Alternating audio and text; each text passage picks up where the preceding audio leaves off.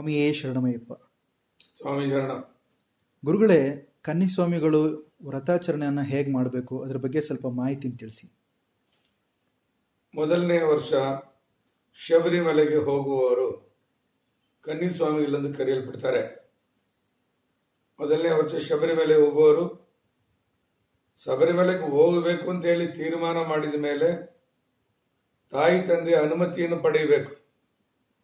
ಮದುವೆಯಾಗಿದ್ದರೆ ಮನೆಯವರ ಅನುಮತಿಯನ್ನು ಪಡೆಯಬೇಕು. ನಂತರ ಒಳ್ಳೆ ಒಬ್ಬ ಸದ್ಗುರುವನ್ನ ಹುಡುಕಿ ಮಾಲೆಧಾರಣೆ ಮಾಡಲಿಕ್ಕೆ ಅವರ ಹತ್ರ ಹೋಗಿ ಕೇಳಬೇಕು.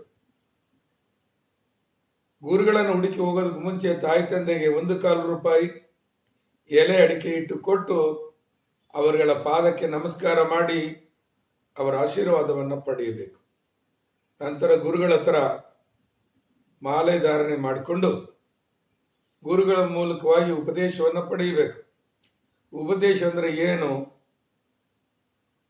ಶಬರಿಮಲೆ ಯಾತ್ರೆಯ ನಿಯಮ ಕ್ರಮಗಳ ಬಗ್ಗೆ ತಿಳುವಳಿಕೆಯನ್ನು ಪಡೆಯುವಂತ ವಿಷಯವೇ ಉಪದೇಶ.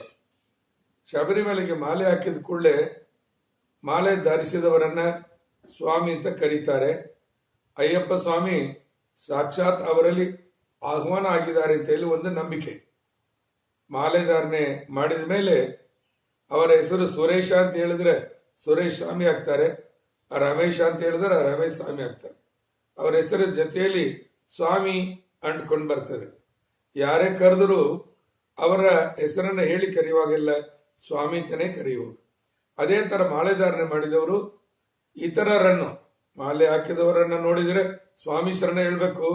ಬೇರೆ ಯಾರನ್ನೇ ನೋಡಿದ್ರು ಮಾತಾಡ್ಬೇಕಾದ್ರೆ ಅವರನ್ನ ಸ್ವಾಮಿ ಅಂತಾನೆ ಕರಿಬೇಕು.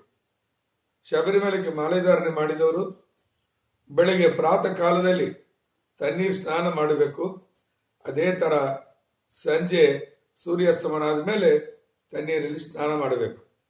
ಸ್ನಾನ ಮಾಡಿದ ನಂತರ ಬೆಳಗ್ಗೆ ಸಾಯಂಕಾಲ ಶರಣ ಕೂಗಿ ಅಯ್ಯಪ್ಪನನ್ನ ಬೇಡ್ಕೋಬೇಕು. ಬೆಳಗ್ಗೆ ತಿಂಡಿ ಲೈಟ್ ಆಗಿ ತಗೋಬಹುದು. ಮಧ್ಯಾಹ್ನ ಒಂದೊತ್ತು ಶಕ್ತಿ ಅಂತ ಹೇಳಿದ್ರೆ ಊಟ ಮಾಡಬಹುದು. ರಾತ್ರಿ ಲೈಟ್ ಆಗಿ ತಿಂಡಿ ತಗೋಬಹುದು. ಅಯ್ಯಪ್ಪನ ದರ್ಶನವನ್ನ ಮಾಡಬೇಕು ಅಂತ ಇಚ್ಛಿಸುವವರು ಆ ಒಂದು ಮಂಡಲ ಕಾಲ 48 ದಿನ ವೃದ್ಧಾಚರಣೆಯನ್ನ ಖಂಡಿತವಾಗಿ ಮಾಡಬೇಕು. 41 ದಿನ ಈಗ ಮಾಡ್ತಾರೆ, ಅದು ಪರವಾಗಿಲ್ಲ. ಆದರೆ ವೃದ್ಧವನ್ನ ಖಂಡಿತವಾಗಿ ಆಚರಣೆ ಮಾಡಲೇಬೇಕು. ಶಬರಿಮಲೆಗೆ ಮಾಲೆ ಹಾಕಿದ ನಂತರ ಅಲ್ಲಿ ಮುಖ ಮತ್ತು ಮೀಸೆ ತೆಗೆಯುವಾಗಿಲ್ಲ, ಗಡ್ಡ ತೆಗೆಯುವಾಗಿಲ್ಲ. ಶಬರಿಮಲೆ ಮಾಲೆ ಹಾಕಿದ ಮೇಲೆ ಪಾದರಕ್ಷೆಗಳನ್ನ ತ್ಯಜಿಸಬೇಕಾಗುತ್ತೆ. ಬಹಳ ಶುದ್ಧವಾಗಿ ಉಗುರುಗಳನ್ನ ಶುದ್ಧವಾಗಿ ಇಟ್ಟುಕೊಳ್ಳಬೇಕು.